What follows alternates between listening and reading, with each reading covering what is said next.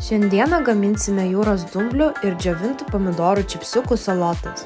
Viską užpilame verdančiu vandeniu ir leidžiame šiek tiek pabrinkti. Salotų padažui reikės citrininio žuvies prieskonių, taip pat dedame ir kalendros, sičuano pipirų, korėjietiškų morkų prieskonių. Naudosime gruzdintų sezamų aliejų,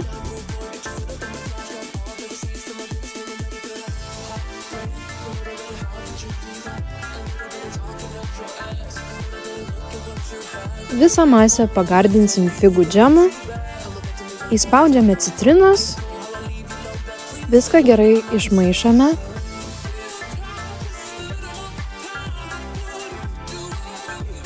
Ir galui pabarstysime sezamo sėklų ir uždėsime česnako skiltelį.